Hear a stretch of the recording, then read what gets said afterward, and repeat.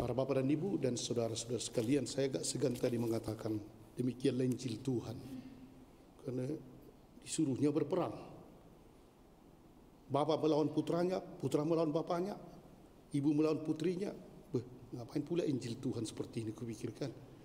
Hampir tak kubilang tadi demikianlah Injil, hampir ini demikianlah Injil bukan Tuhan. Karena memang sulit untuk dimengerti ya. Tapi memang kalau beriman kepada Kristus, ada sesuatu yang bertentangan. Harus rupanya ada perang. Ya, ada perang di dalam hati dengan orang lain, dan betul-betul bisa perang walaupun bukan fisik ya, tapi hati atau suara hati. Jadi ada seorang satu pasang lah, seorang anak muda jatuh cinta sebagai seorang putri. Putri ini Katolik, dan memang cukup kekatolikannya tak diragukan lah, rajin ke gereja dan baik-baik. Tapi yang satu, yang laki-laki tidak Kristen malahan. Jadi ketika sudah mulai mereka berpacaran 1 tahun, sudah dibawa ke rumah, sudah pergi, ibu dan bapak mengatakan harus satu agama. Anakku ingat. Iya bu, ya pak, beres deh itu.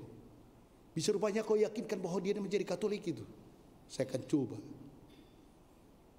Udah 1 tahun, hati-hati kau. Jangan sampai ada menyimpang dari keluarga kita. Keyakinan kita Kristus satu-satunya penyelamat. Ya. Oke. Jadi tahun kedua dicobalah. Dan mulailah si pemuda ini ikut bergereja. Pasif. Lama-lama berbulan-bulan dibawa ke rumah. Jadi kata mamanya di dapur, sudah mau dia udah ke gereja. Bagus, teruskan. Agak cocok juga itu kulihat, katanya pekerjaannya pun sudah. Jadi si perempuan kemudian sama-sama mereka ke toko buku Katolik, diberinya buku-buku, ini cocok, ini tuh, ini baca. Sesudah 1 tahun berjalanlah seperti itu. Dan akhirnya dia dibaptis. Senang sekali orang tuanya. Tinggal tahun depannya merencanakan kapankah pernikahan. Kurang lebih Januari bulan 10 lah rencanakan. Dan kemudian sesudah berjalan bulan 8 tanyalah persiapan perkawinan, kata mamanya. Pergilah mereka berbicara dengan muda ini. Dan pulanglah perempuan itu dengan menangis sejadi-jadinya di rumah. Kenapa anakku? Tak tahu lagi aku. Cari bagaimana rupanya? Udah, tak tahu lagi aku. Ditambah lagi dia cari dia bukan itu. Jadi apa? Pokoknya susah. Kenapa? Bukan dia yang menjadi Katolik, tapi sekarang dia mau jadi pastor, sekolah pastor, masuk seminari. Matilah aku, terlalu banyak aku kasih buku, katanya. Mampuslah kalau gitu. Mamanya, waduh, matilah kita. Inilah pertentangan, ya, perang. Akhirnya kan, yang mana sekarang? Mula-mula dia bujuk, dan kemudian sesudah jadi, sesudah dia. Pada hari ini kalau kita dengarkan, memang aku datang melemparkan api ke bumi dan betapa aku mendambakan, kata Yesus, agar api itu selalu menyala. Tapi jangan pula kita pikir api itu apa maksudnya. Sebenarnya bukan api yang membakar seperti demo-demo itu, bukan. Sebenarnya ini maksudnya api Roh Kudusnya, api cinta.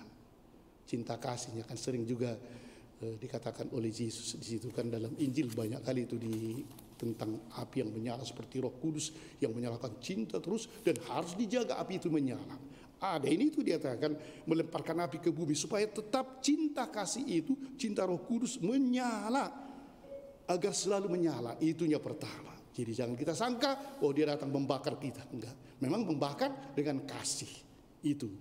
Dan yang kedua, sebenarnya kalau kita ikuti memang rasanya seperti memecah belah dari dia.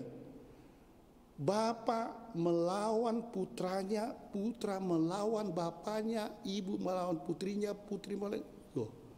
Dan ngeri juga nih, ada pertentangan antara 5 orang dalam satu rumah.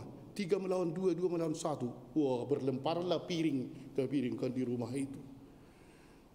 Seakan-akan bahwa akhirnya dia membawa pemecahan. Tapi para bapak dan ibu dan saudara sekalian, kalau tadi roh atau api itu yang berkobar-kobar itu, memang itulah api yang membuat, kalau kita lihat, para rasul menjadi kuat, tak takut sedikit pun.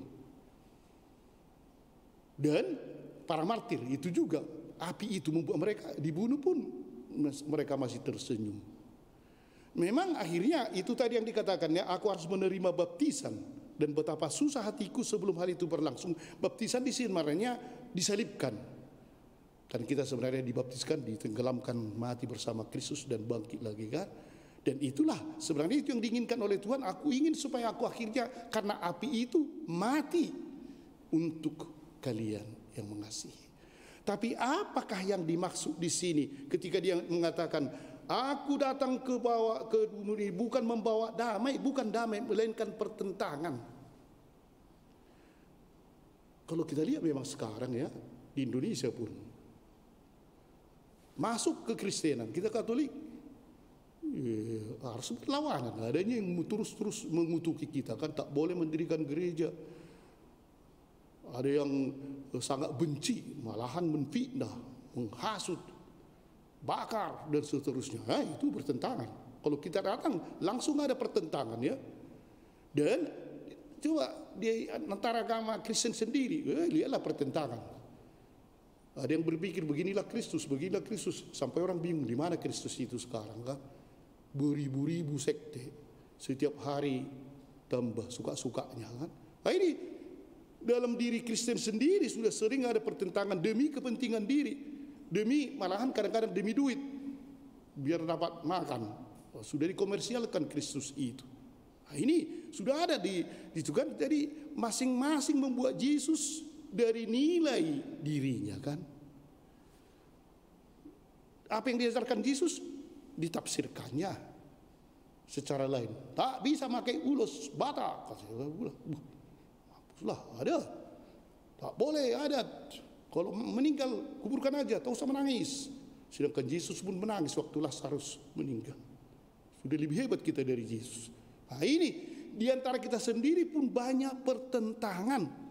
Memang kalau dikatakan itu memilih Yesus apa boleh buat, memang tidak bisa netral. Suka-suka netral lah. Oh kau pilih Yesus, oh kau tidak pilih, ya biasa-biasa. Enggak. Kalau kita sudah memilih Yesus tak ada netral. Tetapi kita di jalan itu. Netral artinya bisa ke sana, bisa ke sini, bisa ke sana, bisa ke sini. Tidak. Yang baik menurut Yesus itulah. Tak bisa kita ini setengah baik, bagus juga ini. Enggak apa-apa, tak tahu Yesus itu. Enggak ada. Kita tak boleh netral. Kalau sudah memilih Yesus, pilihlah dia, tapi bukan maksudnya menjadi ekstrim atau teroris, tidak. Tapi tetap kita yakin bahwa inilah dan harus memilih, sebab Yesus memang adalah hakim. Dialah yang menentukan, kau begini, kau begini.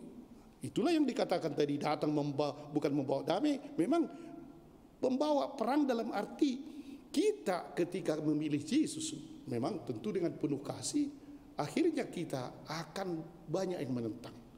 Kalau kita jujur di kantor, ya akan banyak menentang, sementara orang mencuri.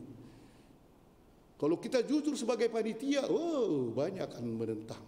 Kita akan, tapi itu kita harus netral.